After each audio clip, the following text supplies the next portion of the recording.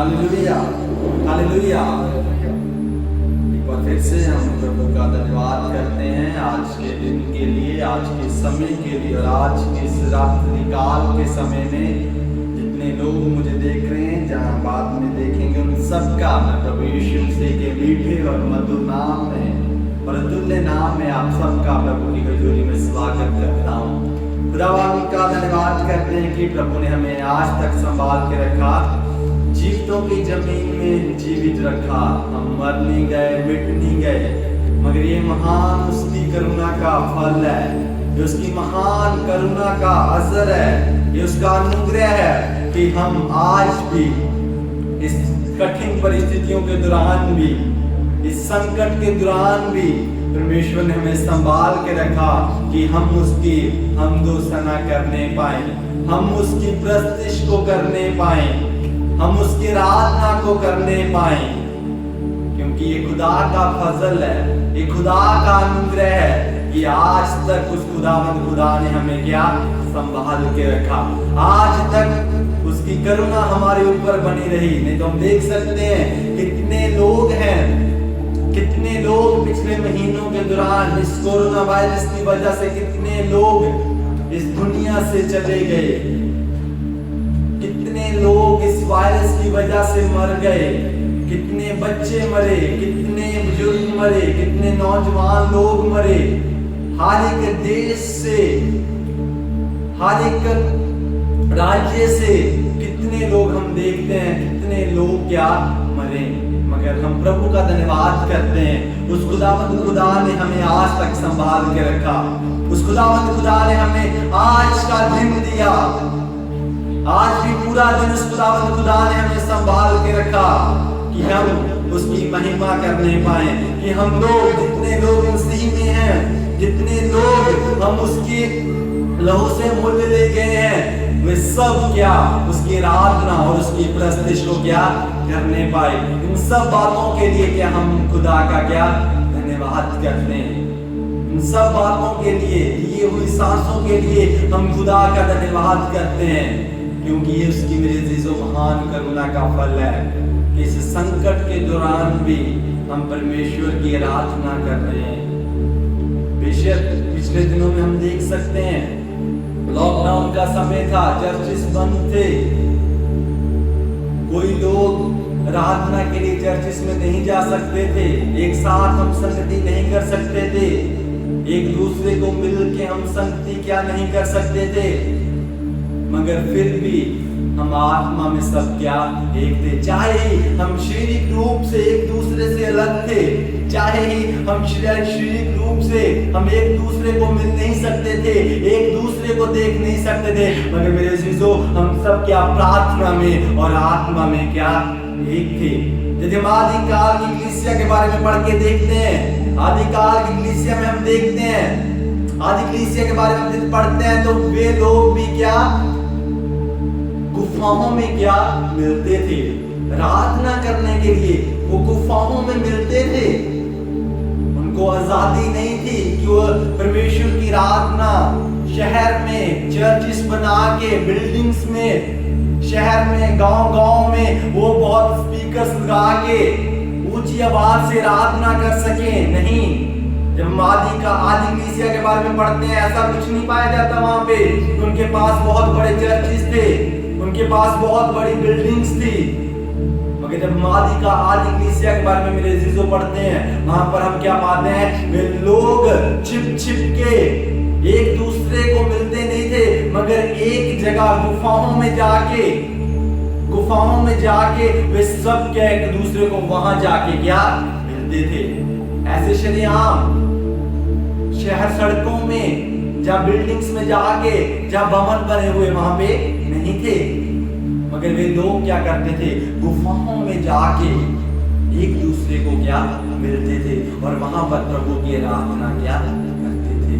मगर मेरे अजीजों हम कितने अधिक हैं, उनसे कितने अच्छे हैं कि हम लोग आज गुफाओं में तो नहीं, मगर फिर भी हम आत्मा में एक साथ अपने घरों में उस खुदा की आराधना को क्या कर रहे हैं। उस पवित्र परमेश्वर की आराधना को हम क्या अपने घरों में रह के, अपनी कलीसियाओं के साथ मिलके सोशल मीडिया की वजह से, फोन्स की वजह से, कंप्यूटर लैपटॉप्स की वजह से हम कैसे कई प्रकार के ऐप्स हैं जिनकी वजह से हम एक दूसरे को देख के भी फेस टू फेस की क्या आराधना क्या आज कर रहे हैं। हम आज ऐसे नहीं है कि हम गुफाओं में जाके खुदा की आराधना करें, मगर फिर भी खुदा का अपने लोगों के ऊपर फजल है कि हम एक दूसरे को देख के सोशल मीडिया के राही भी खुदा की आराधना क्या कर रहे हैं। ये उसकी महान करुणा, ये उसका फजल, ये उसका अनुग्रह। इसलिए वचन में लिखा है उसका अनुग्रह हमारे लिए काफी है। मेरे अजीजों, उसका अनुग्रह ही हमारे लिए काफी है, उसका फजल ही हमारे लिए काफी है। मैं खुदा का धन्यवाद करता हूँ कि काफी दिनों के बाद परमेश्वर ने मुझे फिर से एक अवसर दिया, एक ये समय दिया कि मैं उसकी वचनों को आपके सामने क्या बांटने पाऊँ। लॉकडाउन के दौरान मैं लगातार परमेश्वर के वचनों को बांट रहा था, लगातार दिन पे दिन परमेश्वर की सेवकाई को इस फोन माध्यम के जरिए क्या बांट रहा था। मगर जब से ये थोड़ा खुला है तब से हमने कलीसिया में जाना स्टार्ट किया, जिसकी वजह से हम रोज वचन की सेवकाई अप्लाई नहीं कर रहे। मगर फजल है उस खुदा बाप का, जब भी खुदा हमें अवसर देता है, जब भी वो खुदा हमें एक समय देता है, उस समय का हम क्या फायदा क्या उठाते हैं। काफी दिनों के बाद जब उन्होंने मुझे अवसर दिया कि मैं उसके वचनों से एक बार फिर से आपके साथ कुछ बांटने पाऊं। आइए आज के वचन के लिए हम देखेंगे, आइए हम अपनी बाइबलों को निकालेंगे, जितने लोग देख रहे हैं जहाँ देखेंगे। आइए आज के वचन में से हम देखेंगे इफिसियों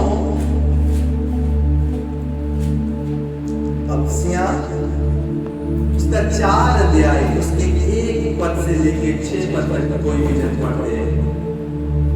तो मैं जो प्रभु से बंधुआ हूँ तुमसे विनती करता हूँ कि जिस बुलाहट से तुम बुलाए गए थे उसके योग्य चाल चलो, अर्थात सारी दीनता और नम्रता सहित और धीरज धरकर प्रेम से एक दूसरे की सह लो और मेल के बंध में आत्मा की एकता रखने का यत्न करो।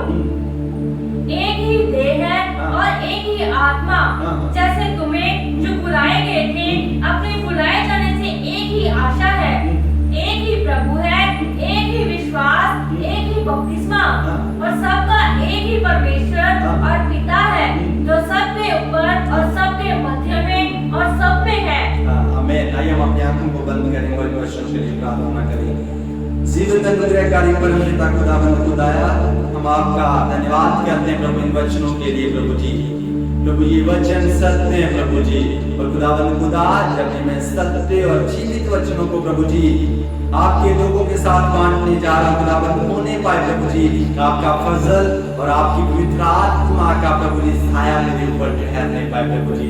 जो कुछ बोलूं प्रभु आपकी पवित्र आत्मा में रहकर बोलने पाऊं प्रभु जी, मेरी जुबान पर प्रभु जी आप अपने राखे को बिठाना प्रभु, मैं धन्यवाद करता हूं प्रभु जी। जो कुछ बोलूं प्रभु जी आपकी आत्मा के द्वारा प्रभु बोलने पाऊं प्रभु जी, सुनने वालों को बहुत आयत से आशीष देना। आज का वचन सुनते प्रभु जी जो भी विषय को लेके प्रभु आज मैं वचन करूं प्रभु जी, उस विषय को प्रभु जी जब ये लोग सुनते हैं प्रभु जी खुदा होने पाए उनकी जिंदगियों में प्रभु वो विषय कार्य करने पाए प्रभु, धन्यवाद करता हूँ।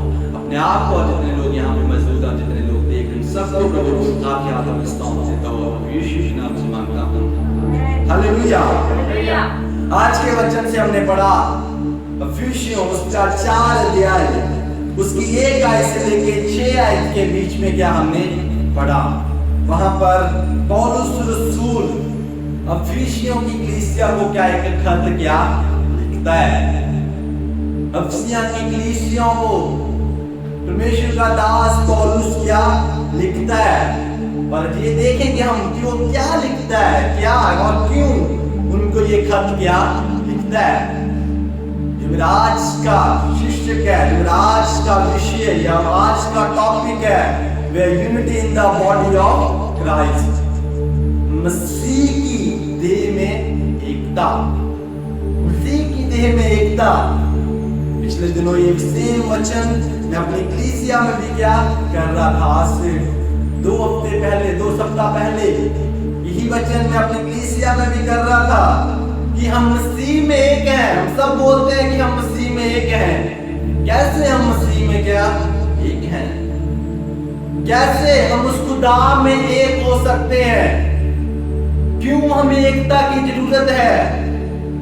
क्यों हम विश्वासियों को एक जगह और एक मन और एक तन होने की क्या जरूरत है? और यहां पर हम देखते हैं पौलुस रसूल, प्रेरित पौलुस परमेश्वर का दास अफिसियों की कलीसिया को लिख रहा है, सो मैं जो प्रभु में बंधुआ हूं तुमसे विनती करता हूं कि जिस बुलाहट से तुम बुलाए गए थे उसके योग्य चाल चलो। परमेश्वर का दास पौलुस अफिसियों की कलीसिया को विनती कर रहा है। वो कह रहा है मैं प्रभु में बंधुआ, बड़ी अधीनगी के साथ, नम्र होके, बहुत ही प्यार के साथ उनसे क्या बात कर रहा है। उनको लिख रहा है कि मैं मसीह में बंधुआ होकर, परमेश्वर का दास था पौलुस, उसको कोई जरूरत नहीं थी कि वो इतनी हलीमी के साथ एक कलीसिया को खत क्या लिखे। जब हम कुरिन्थियों में पढ़ते हैं, कुरिन्थियों में वो कहता है मैं किसी भी प्रेरित या किसी भी दास से कम नहीं, कि जो मैं आपको बहुत ही अच्छी तरह से, अच्छी रीति से, बहुत ही हलीमी से आप लोगों की क्या सुनूं।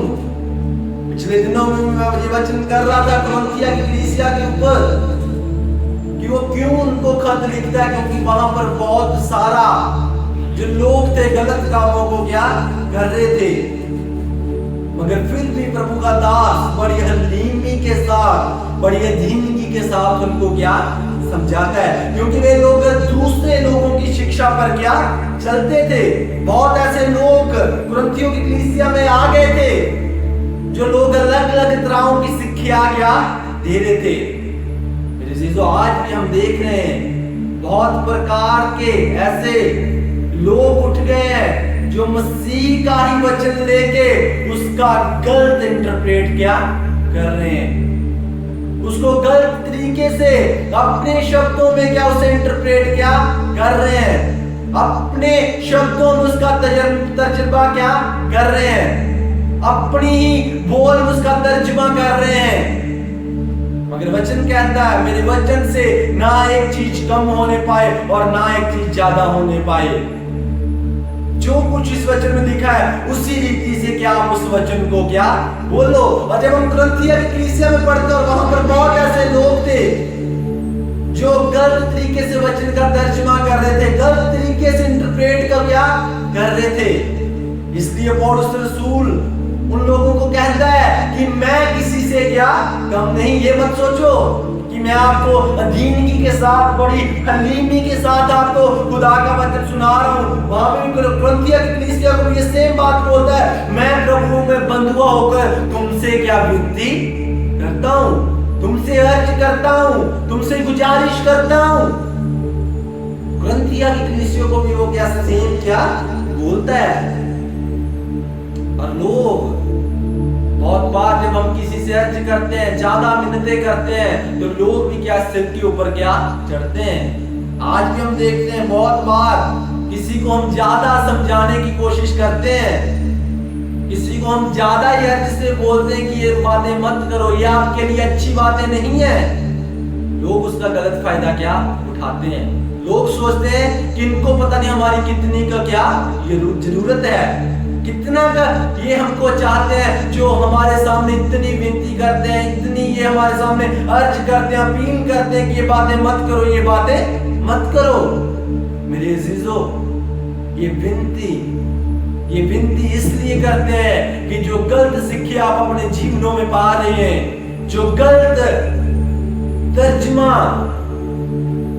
कई और सेवकों के, जो गलत सेवक हैं, जो परमेश्वर के वचन का गलत इंटरप्रेट कर रहे हैं, वे लोग आपको गलत शिक्षा क्या दे रहे हैं। और हम लोग चाहते हैं कि जो वचन सही है वो आपके तक क्या पहुंचे, वो आपके तक पहुंचे, कि इस वचन की सही इंटरप्रेट को आप क्या जानने पाओ, ये वचन का सही तर्जुमा क्या है उसको आप क्या जानने पाओ।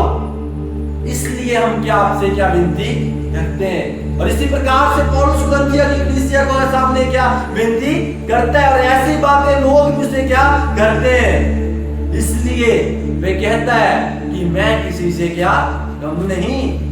ये मत सोचो कि वे लोग भविष्यवाणियां कर रहे हैं, वे लोग सोच रहे हैं अपने आप को पता नहीं क्या समझ रहे हैं। पौलुस साफ साफ कुरिन्थियों की कलीसिया को कहता है कि मैं उनसे कम नहीं, मैं उनसे क्या कम नहीं हूं, मैं सब कुछ मसीह में होकर क्या कर सकता हूं।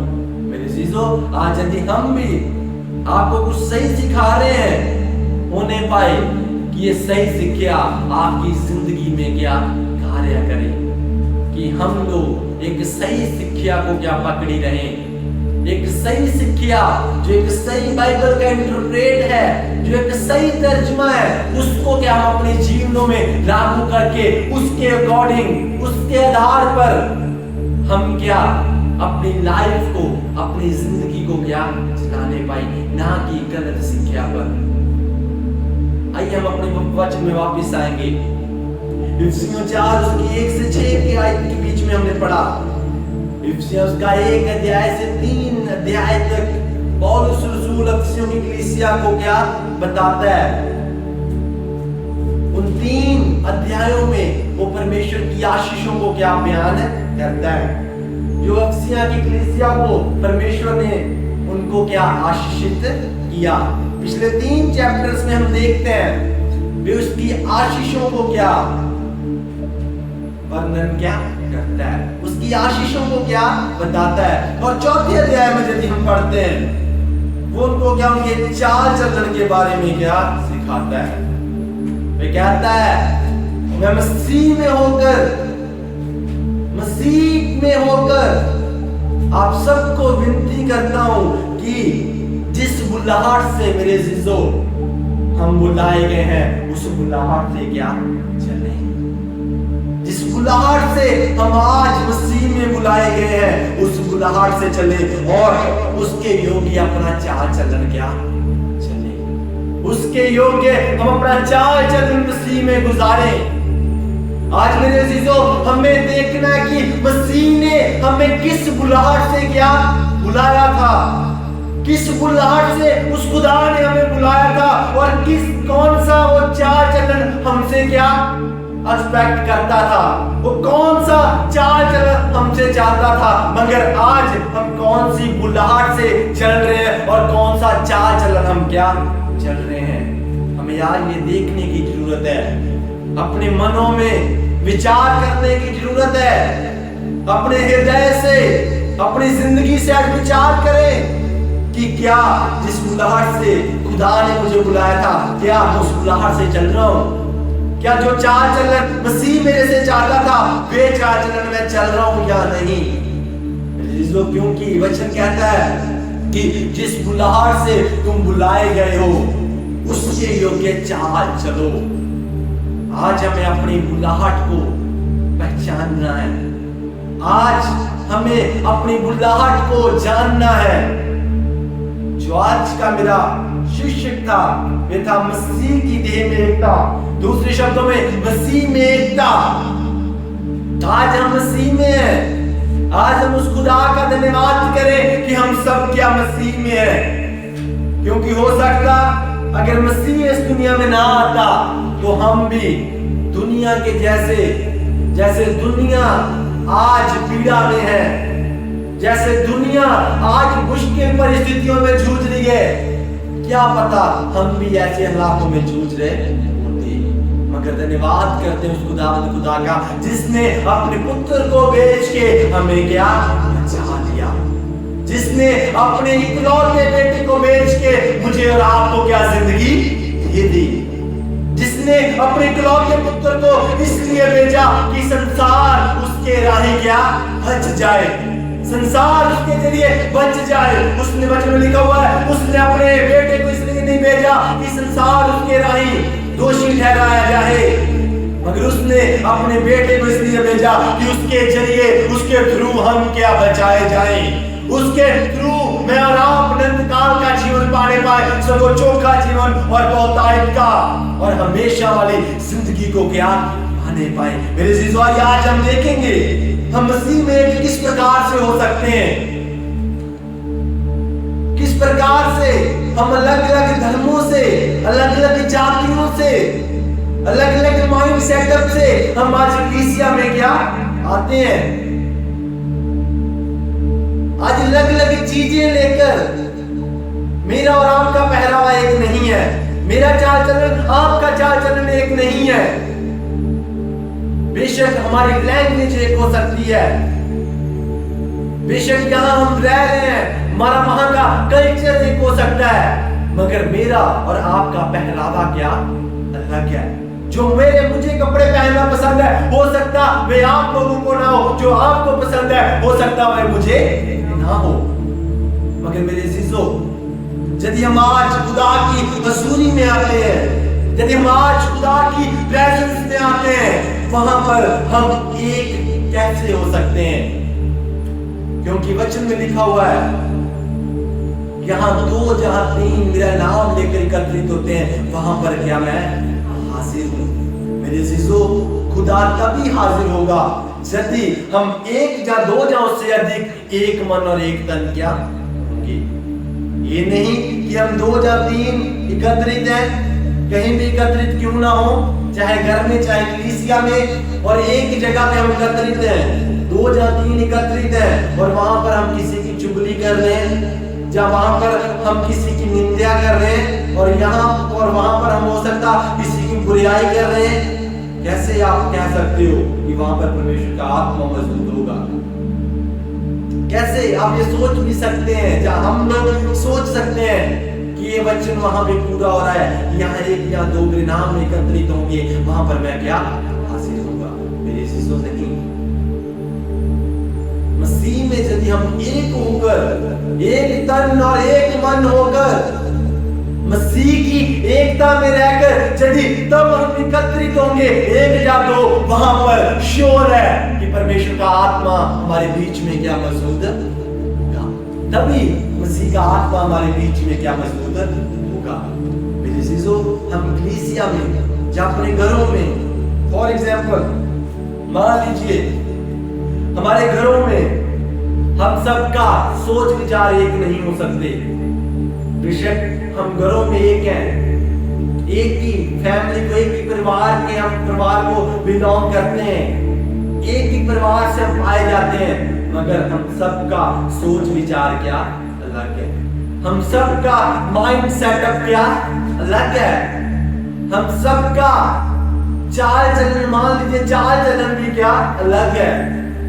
मैं कोई काम करता हूं, हमारे घर के परिवार के दूसरे लोग कोई और काम क्या करते हैं। सबका अलग अलग क्या अनुभव है उनकी जिंदगियों में, उनकी जिंदगियों में सबका अलग अलग क्या अनुभव है। उनका व्यक्तिगत जीवन का अनुभव क्या अलग है, उनका पर्सनल जीवन, दूसरे शब्दों में व्यक्तिगत जीवन का अनुभव सबका क्या अलग अलग है। अगर वहां पर हम आके बोले कि मेरा माइंड सेटअप ये है, दूसरे लोगों का माइंड सेटअप ये है, और वहां पर यदि हम सब एक नहीं होंगे, एक बोले हमें ये करना है, दूसरा बोले हमें ये करना है, और तीसरा बोले हमें ये करना है, और वहां पे मेरे चीजों एकता नहीं हो सकती।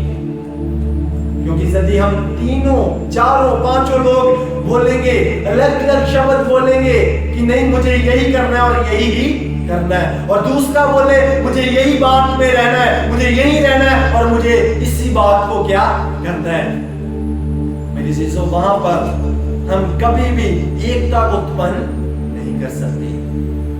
यदि हमें एक होना है, यदि हम चाहते हैं कि हम परिवार में एक हो, मेरे चीजों, हम सबका एक चाल चलन, एक हमारी भाषा और एक माइंड सेटअप क्या होना चाहिए। इसी प्रकार से कलीसिया में आ जाइए वापिस।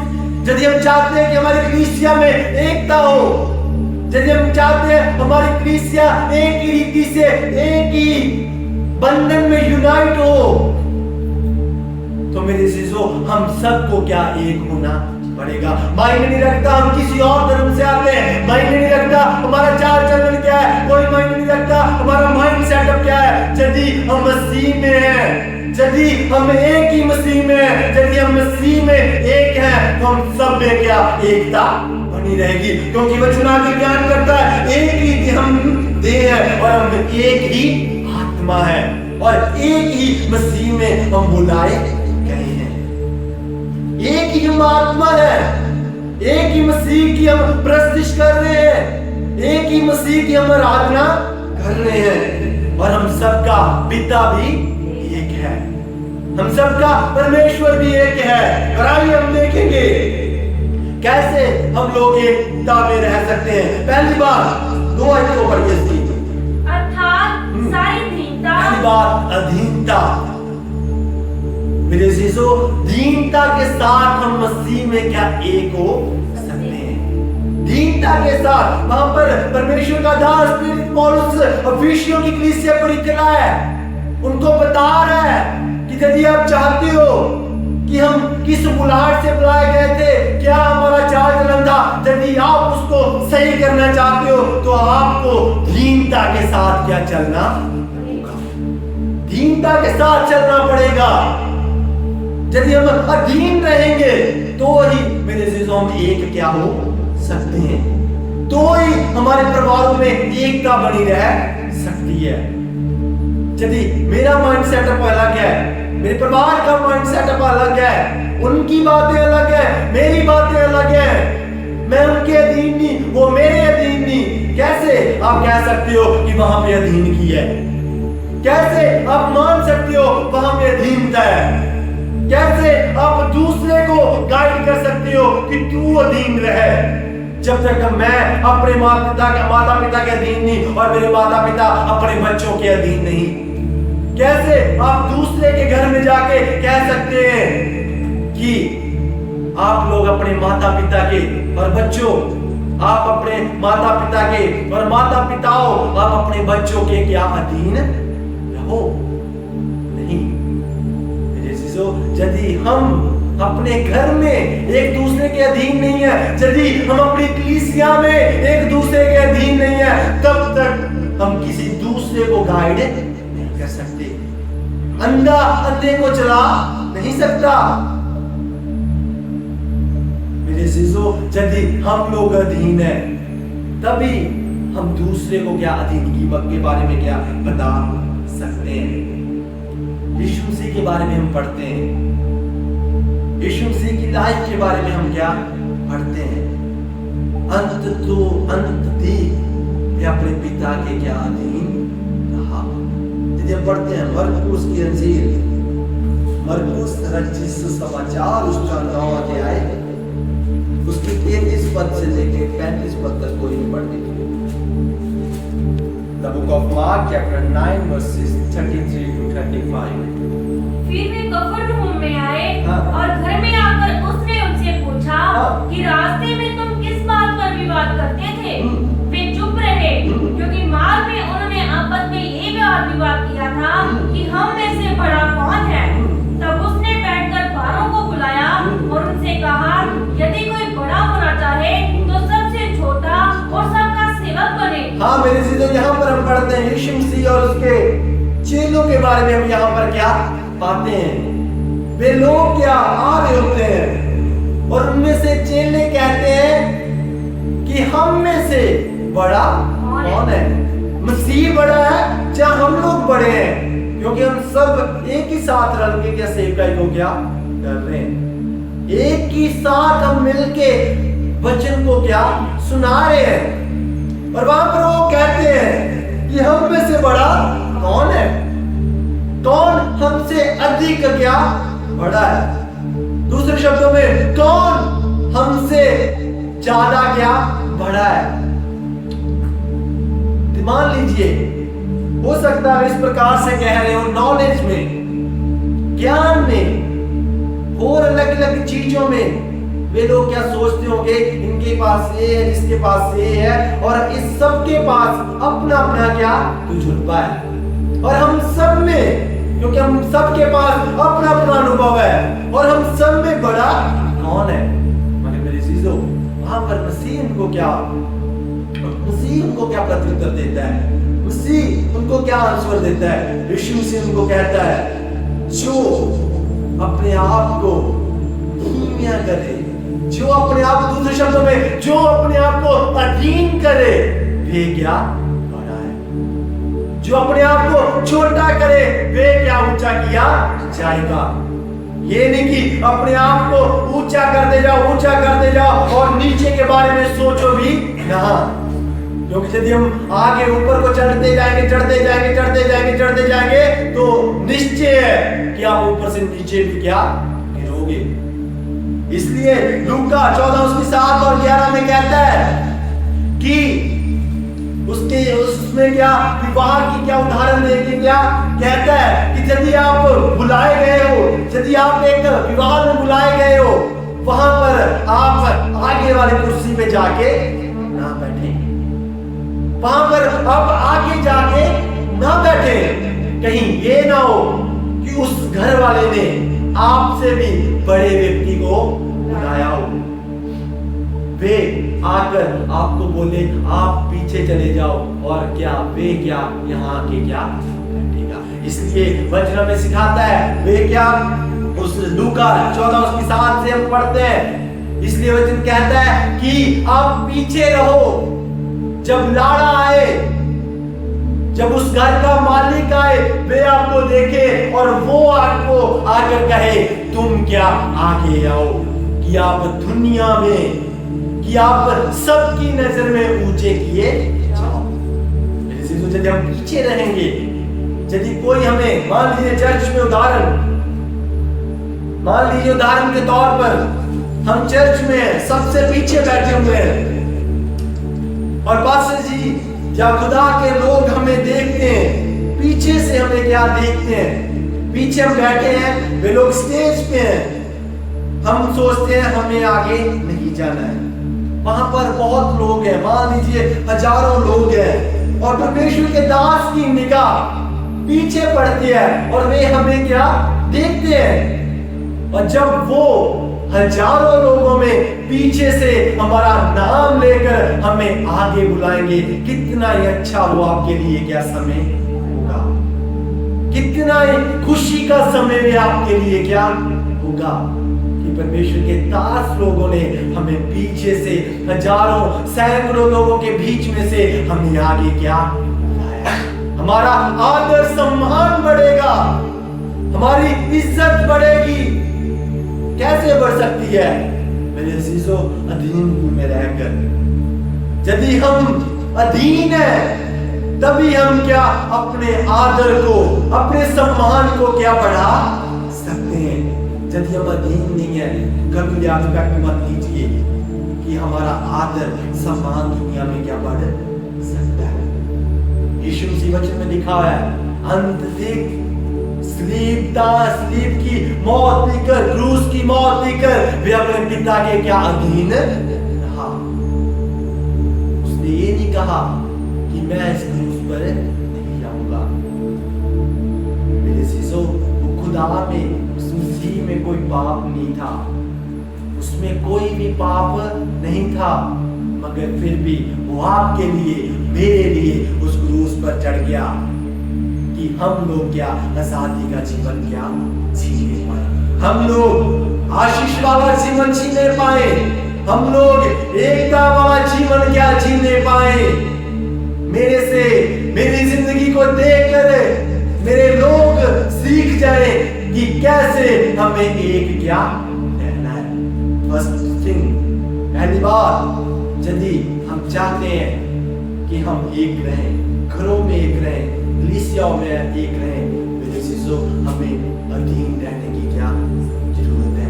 क्योंकि नीति वचन उसका 22 अध्याय उसकी 4 आयत में लिखता है अधीनगी और यहोवा का भय मानने का फल धन्य है, धन्य भी है, आदर भी है और जीवन भी है। मेरे शिष्यों, अधीनगी में रहकर, दीनता में रहकर हमें खुदा, हमें जीवन भी बहुतायत का जीवन देगा। अधीनगी में रहकर वो हमें इस दुनिया में भी क्या ऊंचा करेगा। अधीनगी में रहकर वो हमें इस संसार में भी क्या हमारे आदर और सम्मान को क्या बढ़ाएगा। यदि हम अधीन है, वे मसीह हमें क्या ऊंचा करेगा। दूसरी बात, दूसरी आयत को उसका नेक्स्ट पार्ट पढ़िए। 4 अध्याय उसकी 2 आई इफिसियों। अर्थात सारी दीनता हाँ। और नम्रता सहित नम्रता, दूसरा पॉइंट नम्रता, ह्यूमिलिटी। कैसे हम एक रह सकते हैं? पहली बात हमने सीखा अधीन की। दूसरी बात पौलुस रसूल उनको कहता है नम्रता के साथ आप लोग क्या मसीह में एक रह सकते हैं। और वही वचन मेरे अजीजों आज हमें भी कहता है यदि आपके जीवनों में अधीन की है तो आपको क्या नम्र भी होने की क्या जरूरत है। आपको नम्रता के साथ रहने की क्या जरूरत है।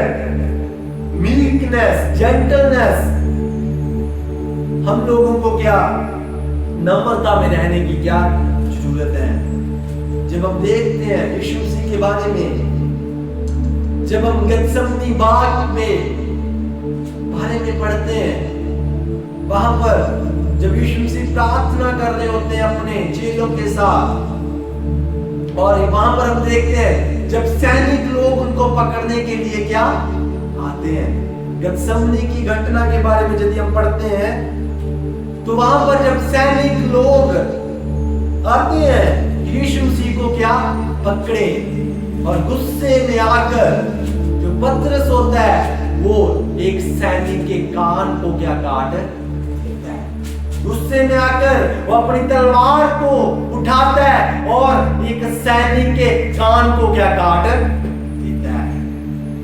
उसको क्या गुस्सा जाता है। मगर मेरे अजीजों हम यीशु मसीह के बारे में पढ़ते हैं, उसको पकड़ने के लिए आ जाते हैं, उसको पता होता है कि यही सैनिक मुझे पकड़ेंगे, और मगर वहां पर भी क्या वो नरम क्या कहता है। वहां पर भी वो अपने जीवन में इतनी नम्रता को दिखाता है, उसके कान को उठाता है और उसी रीति से फिर से क्या जोड़ देता है। हाउ नम्र, हाउ हम्बल ही इज। मेरे अजीजों वो कितना नम्र था कि उसको पता भी था यही डाकू है जो मुझे पकड़ने के लिए आए हुए हैं। मैं कह भी सकता था कि चलो पतरस वहां पे झगड़ा कर लिया उन लोगों के साथ, उसने कान काट दिया, मैं रहने क्या देता हूं, क्योंकि ये तो मेरे दुश्मन लोग हैं, क्योंकि यही लोग हैं जो मुझे पकड़वाएंगे, यही लोग हैं जो मुझे अभी पकड़ के ले जाएंगे। मगर मेरे अजीजों हम देखते हैं उसका दिल कितना नम्र था, उसका जीवन में कितनी नम्रता आई थी। वचन में लिखा हुआ है उसी रीति से उसने उसके कान को उठाया और फिर से क्या वहीं पे क्या चिपका दिया, फिर से क्या वहीं क्या छोड़ दिया। मेरे अजीजों यीशु मसीह की लाइफ से हम देखते हैं, उसकी जिंदगी से क्या हम पाते हैं कितना नम्र था वे, कितना अपने पिता के पहली बात अधीन था, दूसरी बात वो कितना नम्र था। जब उसके अंत के समय में लोग उस पर इतना दोष लगा रहे थे, इतनी झूठी दोष उस पर लगाए जा रहे थे, मगर उस राजे ने उससे पूछा तू कुछ बोलना चाहता है? उसने वचन में लिखा हुआ है अपने मुंह से एक भी शब्द नहीं निकाला। जब वो क्रूस पर था तब भी उसने एक ही बात बोला, पिता ये लोग नहीं जानते क्या कर रहे हैं, इनको माफ कर। मेरे अजीजों आज हम देखते हैं अपनी जिंदगियों में हमें कोई एक गाली भी निकालता है, हमें यदि हमारे नेबर्स में, जहां हमारी कलीसिया में कोई आंखें निकाल के क्यों ना देख दे, हम उसकी जान लेने तक क्या चाहते हैं कि तूने मुझे ये गाली, ये शब्द कैसे कह दिए, कैसे तूने मुझे क्या बोल दिए। मेरे अजीजों यदि ये कुछ हमारे जीवनों में है, इसमें ये नहीं कि मैं आपको बोल रहा हूँ, ये वचन मेरे लिए भी क्या उतना ही है। यदि आज मैं इन सब चीजों को नहीं करूंगा, मुझे भी कोई हक नहीं है कि मैं आप लोगों को क्या ये सिखाऊं। वचन कहता है पहले हर एक वचन सुनाने वाले की जिंदगी में क्या लागू हो, तभी वे क्या दूसरे को क्या सिखा सकता है। तभी यीशु मसीह अधीन रहा कि उसकी जिंदगी से देकर उसकी कलीसिया क्या अधीन रहे। तभी वो नम्र रहा कि उसकी जिंदगी से लेकर उसकी कलीसिया क्या नम्र रहे। मेरे चीजों, यदि आज हमारे घरों में लड़ाई हैं, झगड़े हैं, हमारी कलीसियाओं में झगड़े हैं, दंगे फिसाद हैं, तो मेरे चीजों वहां पर हम एक ही चीज को पाते हैं, वहां पर अधीनगी नहीं है, वहां पे नम्रता नहीं है। यदि हम चाहते हैं कि ये सब बातें हमारी कलीसियाओं में, हमारे घरों में ये सब बातें निकल जाएं, फर्स्ट हमें अधीन रहना पड़ेगा। पहली बात, हमें एक दूसरे के अधीन होना पड़ेगा। दूसरी बात, एक दूसरे के प्रति हमें नम्र क्या होना पड़ेगा। तभी हमारे घरों में क्लेश खत्म होंगे, तभी हमारी कलीसियाओं में लड़ाइयां खत्म होंगी। क्योंकि कलीसियाओं में भी कई ऐसे लोग होते हैं जो कलीसियाओं में भी क्या चाहते हैं कि हमारी कलीसिया में एकता ना हो। मेरे अजीजों, यदि हम चाहते हैं कि हम मसीह में एक हैं, इसी प्रकार से हम घर में एक रहें, इसी प्रकार से हम हमारी कलीसिया में एक रहें, तो मेरे अजीजों हमें नम्र होने की क्या जरूरत है। हमें हमारी जिंदगियों में नम्र होने की जरूरत है, एक दूसरे के प्रति हमें नम्र होने की जरूरत है, तभी हम एक क्या हो सकते हैं। तीसरी बात, किस प्रकार से हम एक हो सकते हैं। आगे जब हम पढ़ते हैं, नम्रता सहर, दूसरी बात नम्रता सहर, तीसरी बात और रसूल कहते हैं धीरज धर के, दूसरे शब्दों में सहनशीलता, एक दूसरे से टॉलरेट करके, एक दूसरे की सहन करके। क्योंकि आगे जब हम पढ़ते हैं कहते हैं और धीरज धर कर प्रेम से एक दूसरे की क्या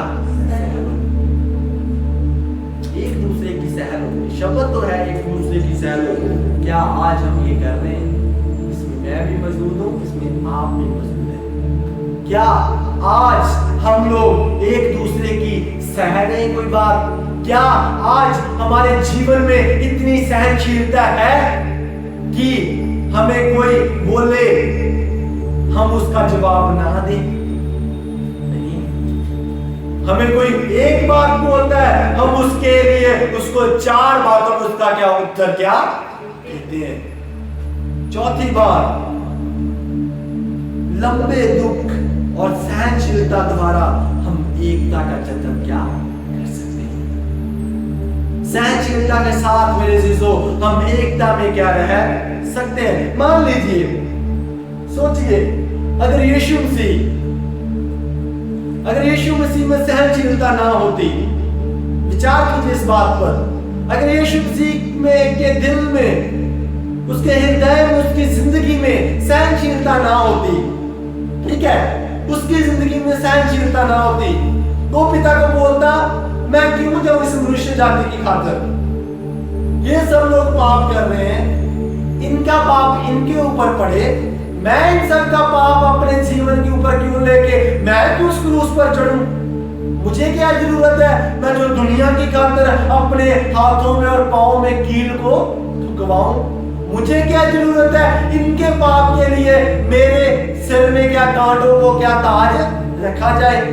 मुझे क्या जरूरत है कि इन सब लोगों की पाप की वजह से वही लोग जो पाप कर रहे हैं, जिनकी वजह से मैं क्रूस पर चढ़ रहा हूं, वही लोग मेरी दाढ़ी को क्या नोचे? मुझे क्या जरूरत है? मान लीजिए अगर मसीह इस प्रकार से कहता कि मैं क्यों करूं, क्या आज मेरे अजीजों हम लोग उद्धार पाए होते? क्या आज जिस आजादी में हम लोग रह रहे हैं उस आजादी में होते? क्या आज जिस वचन को हम सुन रहे हैं उस वचन को सुन रहे होते? क्या जो आज बाइबल हमारे घरों में है, क्या ये बाइबल हमारे घरों में और इसको हम पढ़ रहे होते? क्या ये जो आशीषें परमेश्वर ने हमारी जिंदगियों में दी हुई है, क्या ये आशीषें मेरी और आपकी जिंदगी में होती? नहीं। वचन में लिखा हुआ है उसकी मार खाने से हमने निजात को क्या पाया हुआ उसके सलीब पर चढ़ने की वजह से मेरे शिष्यों हमने आजादी को क्या, दूसरे शब्दों में उद्धार को क्या पाया हुआ है। इसलिए गलातियों 5:1 में लिखता है मसीह ने हमें क्या आजाद किया हुआ है। यदि हम आप इस वचन को भी सुनना चाहते हैं, इसी एक वर्ड को मसीह ने हमें आजाद किया हुआ है, तो आप हमारे YouTube पेज पर the way of life church के ऊपर देख सकते हैं कि कैसे मसीह ने हमें आजाद किया हुआ है। ये बहुत छोटा वर्ड है, मसीह ने हमें आजाद किया हुआ है, मगर खुदा ने हृदय में डाला कि इसके ऊपर भी मैंने क्या परमेश्वर के वचन को पिछले दिनों में क्या सुनाया।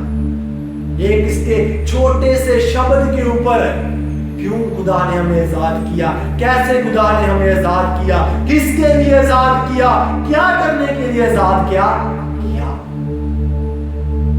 ये वचन आप क्या सुन सकते हैं, क्योंकि ये वचन का मेरा आज का टॉपिक नहीं है। आप वापस आ जाइए अपने वचनों के ऊपर, आज के सहनशीलता के ऊपर। हम देख रहे थे कि यदि खुदा अपने बेटे को हमारे लिए ना भेजता, जब बेटा इनकार कर देता, क्या मेरे शिशो आज हम उद्धार पाए लोग होते नहीं। मेरे शिशो उस यीशु मसीह ने अंत तीकर इतनी पीड़ा को क्या, बातों को क्या उसने सहा, इतनी उसके अंदर सहनशीलता थी कि लोग उसके ऊपर झूठे इल्जाम लगा रहे थे, तब भी उसने क्या उस बातों को क्या सहा। तो आज हम क्या उसकी शिक्षा के ऊपर चल रहे हैं। इसलिए पौलुस रसूल अफिसियों की कलीसिया को कहता है कि कलीसिया में एक होने के लिए आप एक दूसरे की क्या मेरे जीजो मेरे लोगों सह लो। यदि आप कहते हो कि हमारा एक मसीह है, हमने एक ही मसीह के नाम में बपतिस्मा लिया है, हम एक ही प्रभु में हैं, हम एक ही विश्वास में हैं, हमारा एक ही परमेश्वर है, हम सब के ऊपर एक खुदा है, तो क्यों नहीं आप लोग एक दूसरे की सहते, क्यों नहीं आप लोग एक दूसरे के अधीन होते, क्यों नहीं आप लोग एक दूसरे के प्रति नम्र होते, क्यों नहीं आप लोग एक दूसरे के साथ टॉलरेट करते, क्यों नहीं आप एक दूसरे की सह लेते। मेरे सिजो यीशु मसीह हमें ये सिखाता है, उसकी जिंदगी में हम देखते हैं कि उसने अंत तक हर एक पीड़ा को, हर एक उस मार को, हर एक उस दोष को, हर एक उस गंदे इल्जाम को उसने अंत तक क्या सहा, क्योंकि परमेश्वर ने उसने सहनशीलता का आत्मा क्या डाला हुआ था, क्योंकि उसने परमेश्वर के प्रति अपने आप को इतना अधीन कर दिया, इतना नम्र कर दिया कि लोग उसे मार भी रहे थे, फिर भी वो कहता है प्रभु इन लोगों को माफ कर दे, क्योंकि ये लोग नहीं जानते कि ये क्या कर रहे हैं, ये लोग नहीं जानते कि ये क्या कर रहे हैं, प्रभु इन लोगों को माफ कर दे। क्योंकि उसने अपने पिता के सामने, अपने अब्बा के सामने इतना अपने आप को नम्र कर दिया, कहा पिता यदि तेरी मर्जी है तो मेरे ऊपर से ये प्याला क्या टल जाए, यदि तेरी मर्जी है, यदि तू चाहता है तो ये कटोरा मेरे ऊपर से टल क्या जाए। मेरे चीजों, यदि आज मुसीबतों का कटोरा हो सकता है, शैतान के बंधनों का कटोरा, सहनशीलता ना सहने वाला कटोरा हमारे जीवनों में, जहां हमारे घरों में, हमारी कलीसियाओं में, हमारे परिवारों में अगर शैतान ने उस कटोरे को हमारे ऊपर रखा हुआ है, तो कहिए खुदा तेरी मर्जी से ये कटोरा मेरे ऊपर से क्या टल जाए, प्रभु तेरी इच्छा से ये कलीसिया से ये प्याला, हमारी कलीसिया से ना सहनशीलता वाला प्याला हमारी कलीसिया से क्या टल जाए प्रभु, ताकि हम एक हो जाएं, क्योंकि प्रभु हम सब क्या मसीह में क्या एक है। तभी मेरे अजीजों हम मसीह में क्या एक हो सकते हैं, यदि हम अधीनगी के साथ दूसरी बात नम्रता के साथ, तीसरी बात कलीसिया में एक दूसरे की सहन करके, घरों में एक दूसरे की सहन करके, हम यदि सह लेंगे तो हम एक क्या हो सकते हैं। मेरे चीजों, यदि आप कहते हैं कि मैंने ये बात बोल दी, सिर्फ यही करना है, ये बात ईंट की क्या लकीर है, ये बात पत्थर की लकीर है, दूसरे शब्दों में पत्थर के ऊपर ये लकीर है, मैंने ये बोल दिया, अभी यही बस होगा। तो मेरे चीजों, वहां पर कभी भी इस बात की आशा मत रखें कि वहां पर आप एक क्या हो सकते हैं। चाहे ये आपका व्यक्तिगत जीवन है, चाहे ये आपका घर है, चाहे वे आपके रिलेटिव्स हैं, दूसरे शब्दों में चाहे वे आपका परिवार है पूरा, चाहे वे आपकी कलीसिया क्यों ना हो। यदि ये बातें आपकी जिंदगी में नहीं है, यदि ये बातें आपके व्यक्तिगत जीवन में नहीं है, यदि ये बातें आपकी कलीसिया में नहीं है, आप कभी भी एक नहीं हो सकते। इसलिए पौलुस परमेश्वर का दास कहता है, और जो धीरज धर के, अधीनता के साथ, नम्रता के साथ, धीरज धर के, प्रेम के साथ एक दूसरे की क्या सह लो। कि मैं चाहता हूं कि आप एक मसीह में हैं और एक मसीह के साथ आप एक हो जाएं। मेरे चीजों, आज वही वचन हमें कहता है हम एक हो जाएं। और चौथी बात, शांति के साथ, चौथी बात, शांति में रहकर हम एकता में बने रह सकते हैं। यदि हमारी जिंदगियों में शांति रहेगी, यदि हमारी जिंदगियों में क्रोध, गुस्सा नहीं होगा, यदि हमारी जिंदगियों में शांति होगी, तो हम परिवारों में, तो हम घरों में, तो हम कलीसिया में एक क्या रह सकते हैं। यदि हमारी जिंदगी में शांति नहीं है, यदि हमारी जिंदगी में शांति नहीं है, यदि हमारी जिंदगी में अशांति है, यदि हर समय हमारी जिंदगी में गुस्सा है, कलीसिया में गुस्सा है, कलीसिया में फूट है, व्यक्तिगत जीवन में फूट की आत्मा है, व्यक्तिगत जीवन में क्रोध है, व्यक्तिगत जीवन में गुस्सा है, व्यक्तिगत जीवन में शांति है, घरों में क्रोध है, घरों में गुस्सा है, घरों में शांति नहीं, तो कैसे आप ये कह सकते हैं कि हम मसीह में एक हैं? नहीं मेरे चीजों, यदि हम चाहते हैं कि हम मसीह में एक रहें, पहली बात हमें दीन होने की जरूरत है, तीसरी बात हमें मसीह में नम्र रहने की जरूरत है, तीसरी बात हमें एक दूसरे की बात सहन करने वाले बनना है, और चौथी बात शांति के साथ हमें क्या रहना है। यदि हम पढ़ते हैं, लास्ट आयत पढ़ के मैं इस वचन की समाप्ति करूंगा। रोमिया उसका 12 अध्याय उसकी 18 आयत को पढ़िए। The book of Romans chapter 12 verse 18। जहाँ तक हो सके तुम अपने भरसक सब मनुष्य के साथ मेल मिलाप करो। हाँ, वहां पर भी पौलुस रसूल ही कह रहा है, वहां पर भी कोई और नहीं कह रहा। यहाँ पर वो इफिसस की कलीसिया को कह रहा है, और वहां पर वो रोम की कलीसिया को क्या कह रहा है। वहां पर वो कहता है, हे मेरे भाइयों, तुम सब मेल मिलाप में क्या बने रहो, कि आप लोगों में क्या मैं शांति देखना चाहता हूं। आप लोग मेल मिलाप में बने रहो, कि आप लोगों में शांति क्या रहे। मेरे चीजों, यदि हम मेल मिलाप में रहेंगे, तभी हम अपनी जिंदगी में शांति क्या आएगी, तभी हम कह सकते हैं यीशु मसीह हमारा शांति का राजकुमार है। वो शांति देने वाला खुदा है। हाँ, वचन बयान करता है वो शांति का दाता है, वो शांति का राजकुमार है। मगर यदि हम हर टाइम गुस्सा, हर टाइम क्रोध, घरों में यही बातें, कलीसिया में यही बातें, तो कैसे हम उस शांति के राजकुमार को कैसे हम अपने जीवनों में लेंगे, कैसे उस शांति के राजकुमार को हम अपनी कलीसिया में क्या लेंगे। हमें पहली बात अधीन, दूसरी बात नम्रता, तीसरी बात सहनशीलता।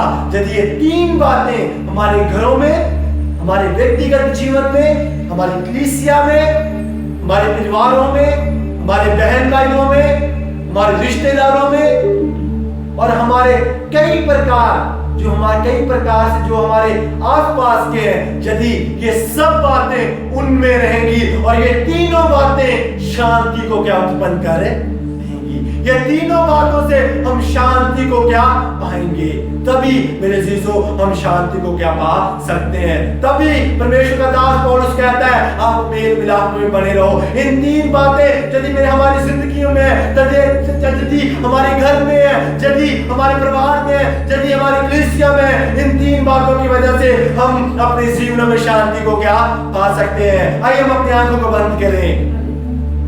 आइए जितने लोग देख रहे हैं यहाँ पर बैठे हैं, आइए सब जन अपनी आंखों को बंद करें, थोड़ी देर इस वचन के ऊपर मनन करें, कहें खुदा हम एक हैं प्रभु, हमने एक ही प्रभु पर विश्वास किया हुआ है। दूसरी बात हम सबका पिता एक है। तीसरी बात हम एक ही देह में है। चौथी बात हम सबका आत्मा भी एक है। और पांचवी बात हम सब एक ही बुलाहट से क्या बुलाए प्रभु होने पाए, नम्रता के साथ, दीनगी के साथ, धीरज धर के, एक दूसरे की सहन करके प्रभु आपकी शांति हमारे में होने पाए।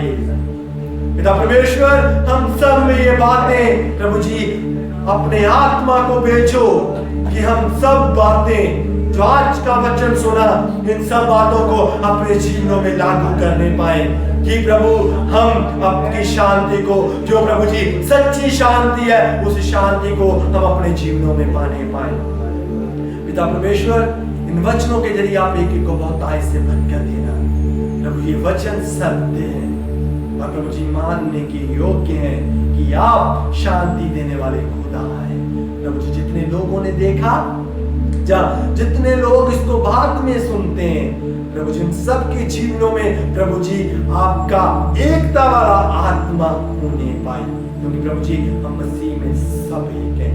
मसीह मारा गया, काटा गया और मुर्दों में जी उठा कि हम सब उसके ऊपर विश्वास करके हर एक धर्म के, हर एक जात के, हर एक पाप के, ऊंच के, नीच के, अमीर गरीब सब क्या एक हो जाए और मसीह की महिमा के लिए तैयार होने पाए और उसकी आमद के लिए भी तैयार हो जाए। प्रभु हम आपका धन्यवाद करते हैं प्रभु जी। जब तक प्रभु आप दोबारा ना आए प्रभु जी, तब तक प्रभु ये बातें प्रभु हमारे जीवनों में प्रभु जी बनी रहे प्रभु जी। खुदा इन वचनों के जरिए आप बहुत आय से बरकत देना प्रभु जी। आपने मुझे भी इस्तेमाल करा प्रभु जी, मैं प्रार्थना करता हूँ प्रभु जी, इसी प्रकार से प्रभु आप मुझे भी इस्तेमाल करते रहना प्रभु जी। आपका वचन प्रभु मेरी जिंदगी में कार्य करे, ताकि प्रभु मैं दूसरों को भी अच्छी रीति से समझाने पाऊँ। इस वचन के जरिए प्रभु जी आप सबको बहुत आय से बरकत देना प्रभु जी। आगे के समय को, आज के दिन को प्रभु जी, और आज की इस रात्रि को प्रभु, और सब हमारे कलीसिया के भाई बहनों को और सब दुनिया के लोगों को प्रभु जी मसीह में, क्योंकि हम सब एक हैं, इसके लिए हम सब के लिए प्रार्थना करते हैं प्रभु। आज की रात सबके लिए प्रभु जी एक आशीष पाने वाली रात बन जाए प्रभु। धन्यवाद करते हैं एक एक की प्रभु जी। आज नींद को प्रभु जी आप प्रभु जी अपने हाथों में लेना प्रभु जी। हर एक को प्रभु जी स्वर्गीय दर्शन देना प्रभु जी। हर एक बुरी आत्माओं से प्रभु जी बचा के रखना प्रभु, ताकि प्रभु जी कल सुबह फिर से उठ के प्रभु जी, फिर से प्रभु तेरे लोग उठकर प्रभु जी एकता में उठकर प्रभु जी आपके नाम की महिमा और हमदो सना करने वाले बनने पाए। आगे के समय को, आज की पूरी रात्रि को प्रभु मैं आपके हाथों में सौंप देता हूँ। ये दुआ को सुन के ग्रहण कीजिए। ये दुआ हमारे उद्धारकर्ता प्रभु यीशु के नाम से मांगते हैं, सुनो ग्रहण करो। आमीन। Hallelujah, hallelujah. प्रभु वचनों के जरिए आप सबको बहुत आयत से बरकत दे। आमीन। God bless you.